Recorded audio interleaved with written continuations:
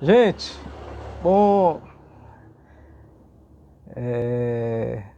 hoje eu vou contar para vocês a história de como eu comecei a trabalhar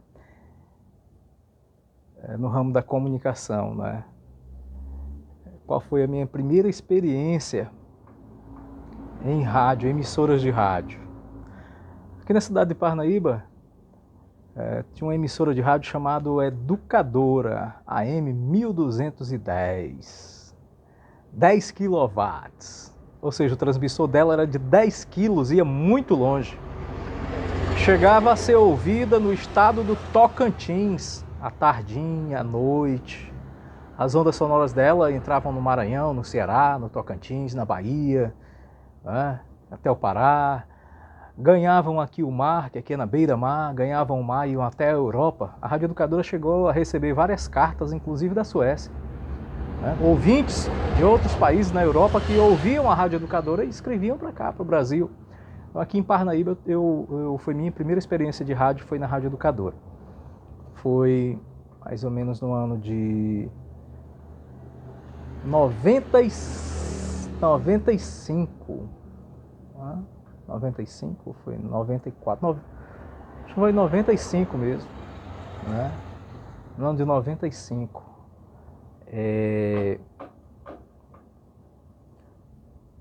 Tinha um programa de esportivo na rádio, apresentado de 11 a 11h30. O apresentador era o Carlos Augusto Pompeia, já falecido. Pompeia foi goleiro de futebol, jogou em vários clubes no estado do Piauí, no Maranhão. Ele, lá da cidade de Floriano, ele é fundador da equipe do Coriçaba, que vai retornar esse ano agora à primeira divisão do Campeonato Piauiense. O Coriçaba foi campeão piauiense de 1995. Foi exatamente no ano que eu estreiei trabalhando em rádio. E o programa na Rádio Educadora, a partir das 11 horas, era apresentado por ele, pelo Pompeia, Carlos Augusto Pompeia, né? E pelo comentarista e apresentador Inácio Rufino. O professor Inácio Rufino, de Educação Física, ele era também um diretor de esportes no SESC, né? Serviço Social do Comércio, lá na Beira Rio, aqui em Parnaíba. E eles estavam com um problema muito grande. Eles estavam sem profissionais para trabalhar com eles na Rádio Educadora, para serem repórteres, né? Repórter apresentador, repórter de pista, para trabalhar no ramo da comunicação. Então, eu ouvi o programa de esporte e eles faziam um convite para quem quisesse ir lá fazer um teste, e eu fui fazer esse teste, né? Fui fazer esse teste porque eu já tinha, isso foi em 95, eu já tinha 20 anos de idade, e eu passei a minha adolescência toda com o jogo de botão, jogava botão. E no jogo de botão eu fazia tudo. Eu jogava botão pelas duas equipes, contra e a favor, eu jogava sozinho, né?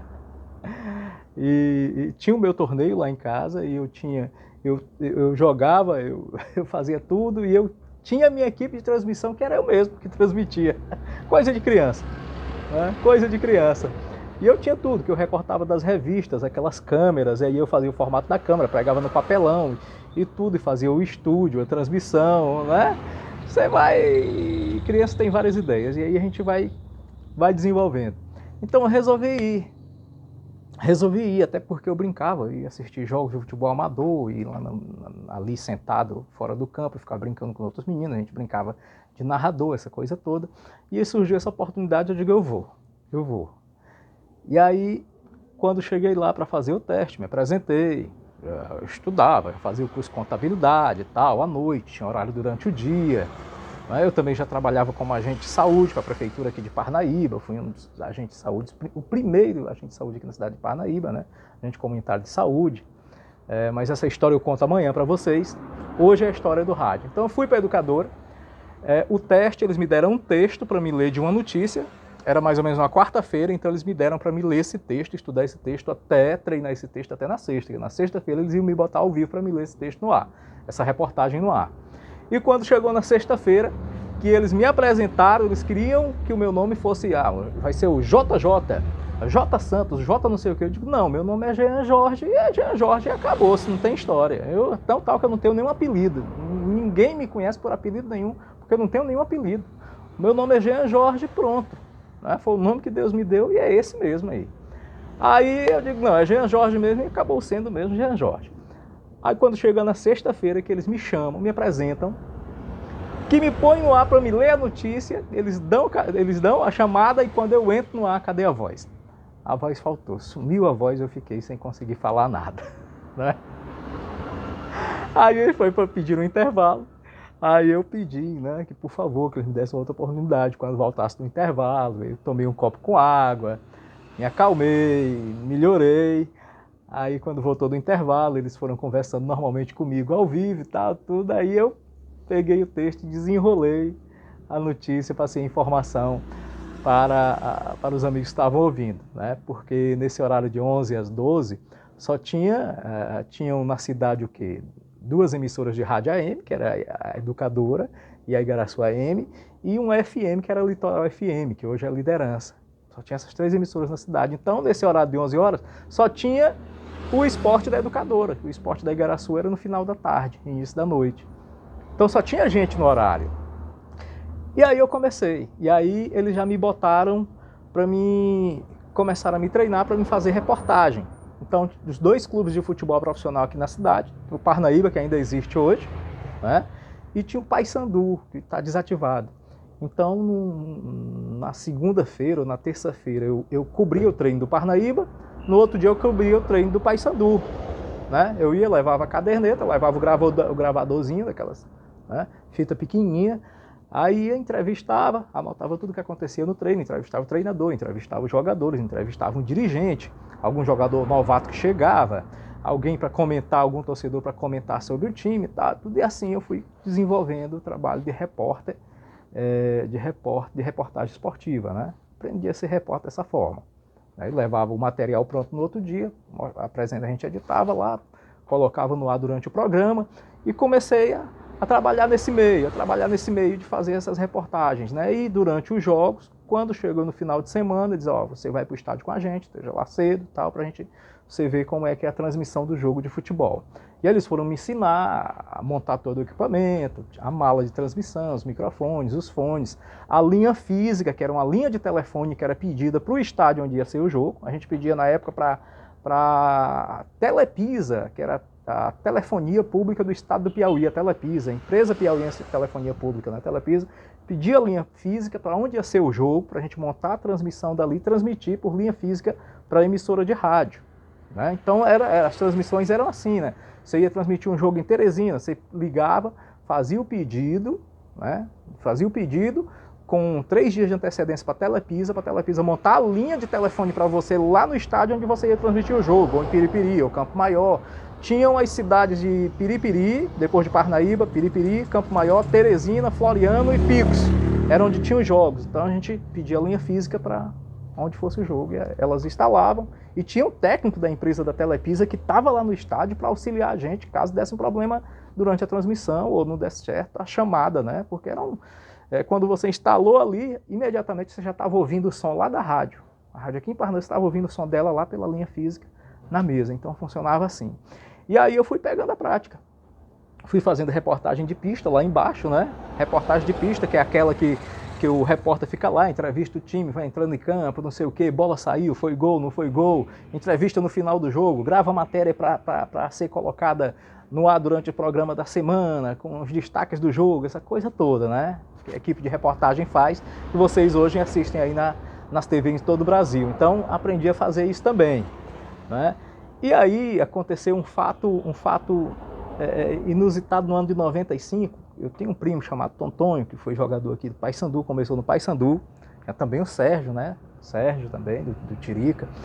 E o Tontonho era cabeça de área no Paysandu, o treinador, de 95, 96. O treinador era o Carlos Seixas, professor Seixas. E aí o Paysandu não tinha o elenco completo. E como eu cobri o treino do Paysandu praticamente todos os dias, porque depois apareceu um outro rapaz para fazer reportagem chamado Fabinho Bevilacqua, que está aí até hoje. E aí eu cobria mais o treino do Paysandu e deixava o Parnaíba pro Fabinho. Era mais fácil, era no Bar de Fátima, no Petrônio Portela, os treinos do Parnaíba, o treino do Paysandu era na Cobrasil, ou eles iam treinar em um outro campo da cidade. Né? Então, o que acontecia com o Paysandu? O Paysandu não tinha um elenco completo de 25, 30 jogadores, não tinha nem 22 jogadores. Sempre faltavam 2 ou 3. E aí, como eu jogava amador, jogava campeonato de terrão, né?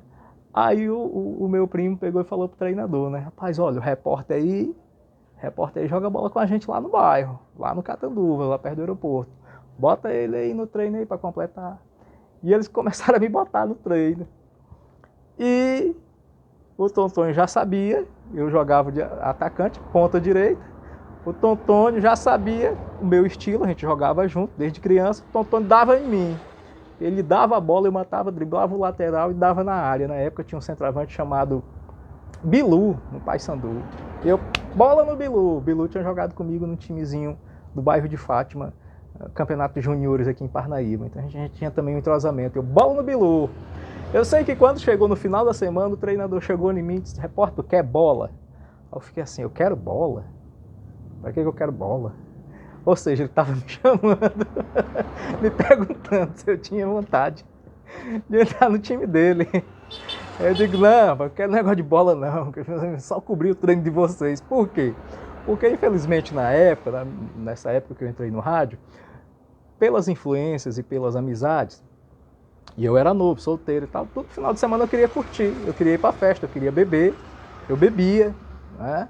Eu bebia, então final de semana a gente saía do rádio, ia para um restaurante, para um bar, para um boteco, sei lá para onde, para uma festa, a gente ia beber, ia curtir o final de semana todinho, né? Depois da transmissão dos jogos, eu não queria saber ter seriedade de ser jogador de futebol, né? E aí eu deixei passar essa oportunidade, mas é uma experiência divertida, né?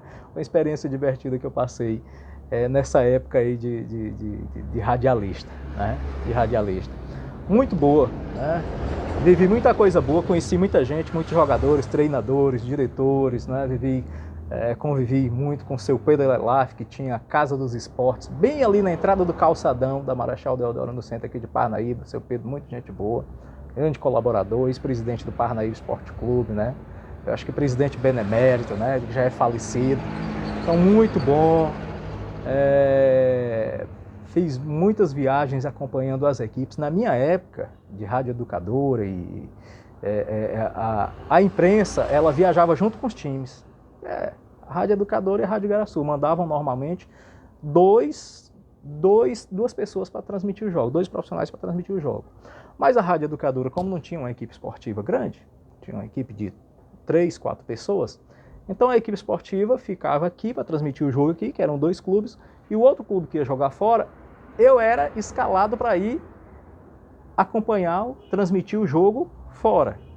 Por quê? Porque eu entrava nos intervalos e eu chamava quando tinha um lance de perigo. Por exemplo, o Parnaíba estava jogando aqui, a equipe esportiva da educadora transmitiu o jogo aqui. E eu ia acompanhar o Paysandu.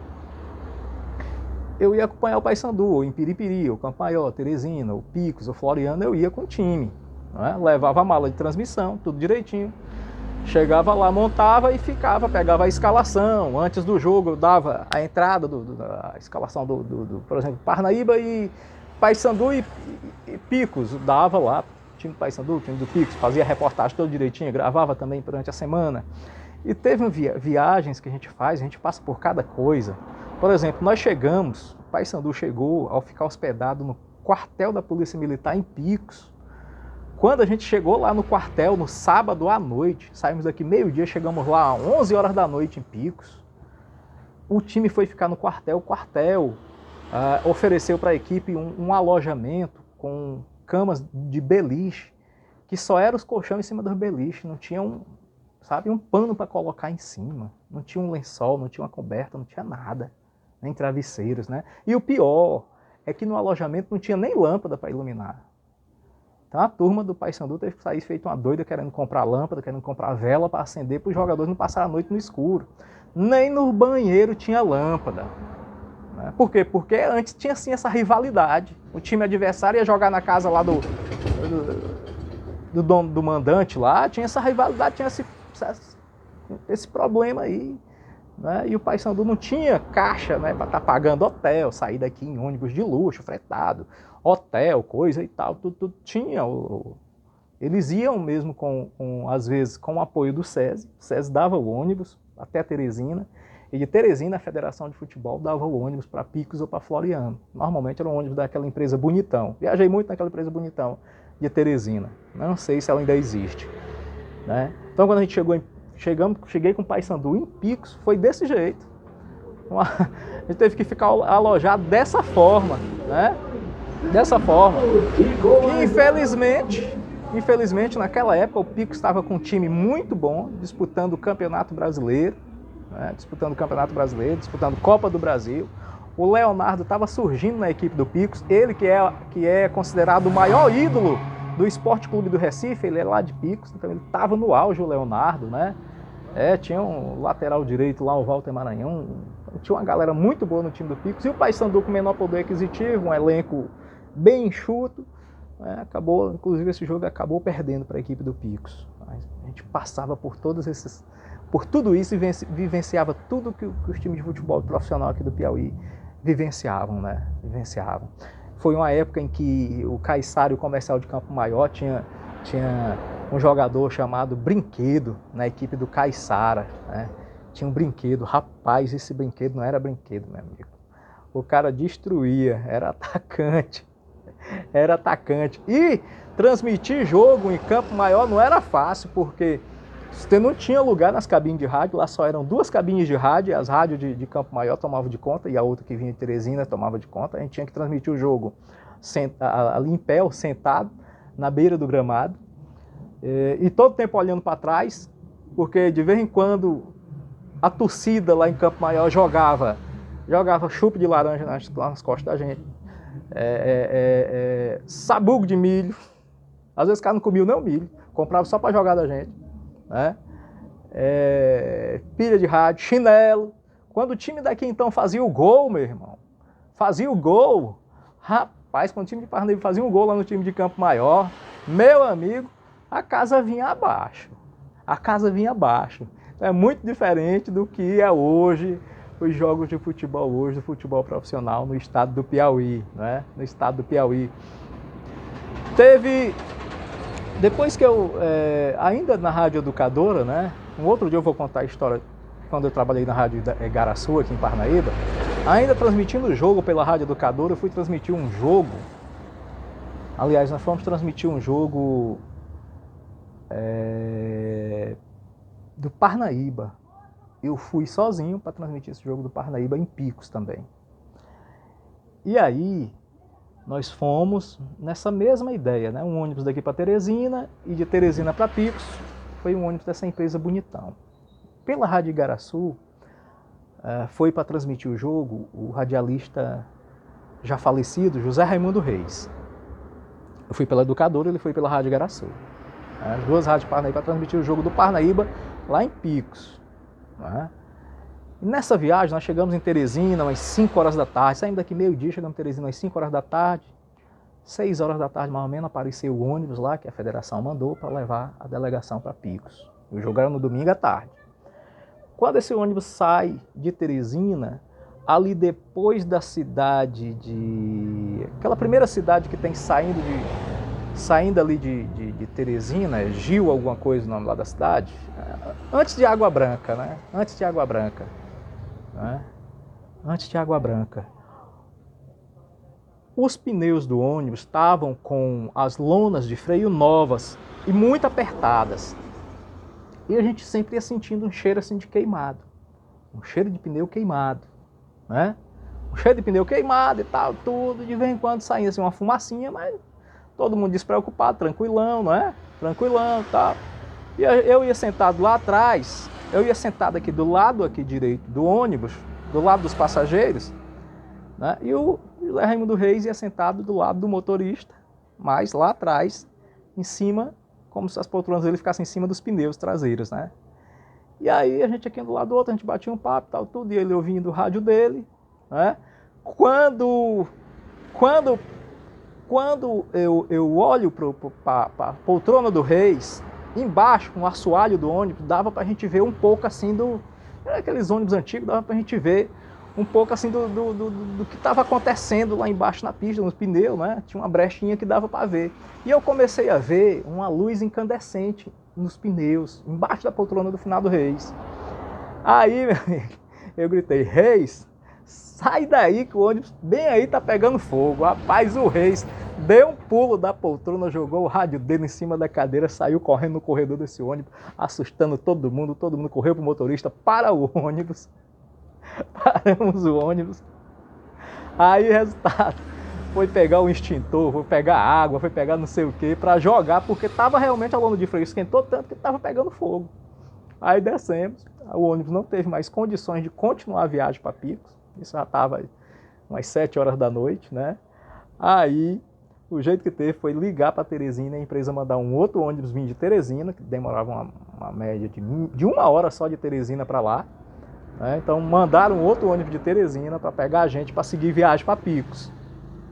Né? Para seguir viagem para Picos. Chegamos em Picos, tal, Parnaíba, o seu Pedro já tinha conseguido uma hospedagem melhor para a gente, né? Num hotelzinho bem em frente à igreja matriz lá de Picos. Aí dormimos, tal, beleza, a gente jantou em Ipiranga, uma cidade chamada Ipiranga, dormimos, tudo bem, quando foi no outro dia o jogo lá no estádio municipal lá em Picos contra o Picos. O Parnaíba estava com um timezinho arrumado, né, em 95. Aí, o time do Parnaíba sai na frente do placar.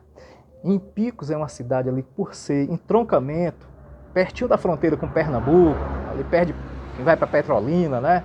Ou quem vai para Juazeiro na Bahia, passa por ali, é entroncamento. Era uma cidade, antigamente era uma cidade, não digo violenta, nem cidade de pistoleiros, mas era uma cidade que não era assim né? Não era tão tranquila. Aí, durante a transmissão do jogo, o que acontece? O Parnaíba faz o primeiro gol, o Parnaíba sai na frente no primeiro tempo. O José do Raimundo Reis começa a narrar gol, mas mais baixo, no tom mais baixo. E eu começo a narrar gol com vibrando, bem forte, gol do Parnaíba, gol! E eu vibrando na cabine, a cabine não tinha vidro e nem janela, a cabine era aberta. E aqui embaixo ficava a torcida do Picos. Cara, levanta um cidadão de chapéu com 38 na mão. Ele olhou para mim, fez assim na minha cara e disse, olha, continua gritando gol se tu é homem. Aí eu fiquei só com o microfone na mão aqui tremendo. Ele, bora! Solta a voz! E eu, calado. Aí o outro cara que tava com ele, do lado, bateu no ombro dele, começou a rir e disse, olha, já chega, ele já entendeu.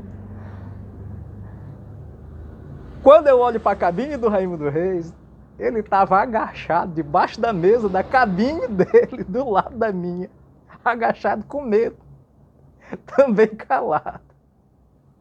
Quando eu vi os dois caras rindo, que eles sentaram e guardaram a arma, aí eu voltei, e aí eu estava ouvindo aqui no fone a rádio em Parnaíba me chamando, né? Aí eu voltei e disse, foi gol do Parnaíba, fulano de tal, abriu o placar aqui na cidade de Picos, continuei narrando, só que não estava mais narrando com aquela vibração, né? Depois de uma pressão dessa.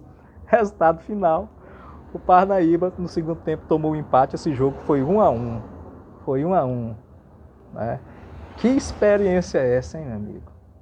Que experiência é essa que eu passei transmitindo jogos pela rádio educadora aqui da cidade de Parnaíba. Realmente não era fácil, mas foram experiências boas.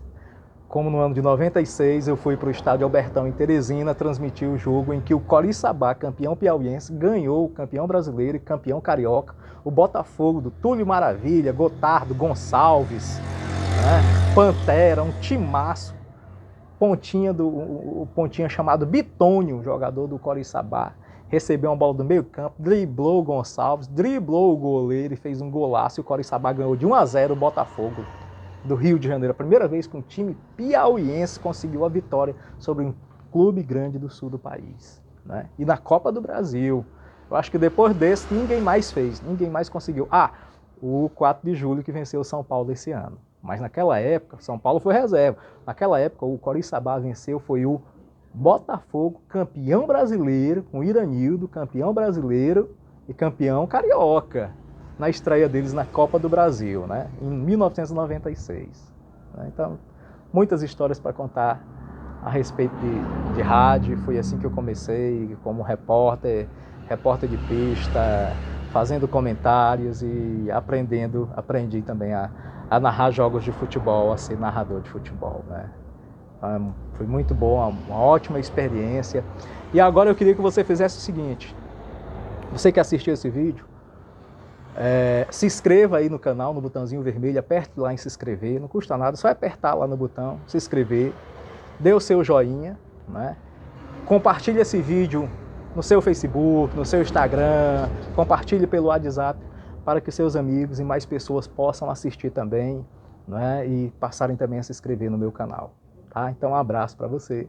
Amanhã eu volto contando mais histórias sobre tudo que eu tenho vivido. E tem a história, eu vou contar as histórias do Botafogo do meu bairro, do time do meu bairro, quando a gente viajava para jogar nos interiores de Luiz Correia, né? A mulher tá pedindo aqui. Amanhã eu conto para vocês. Um abraço.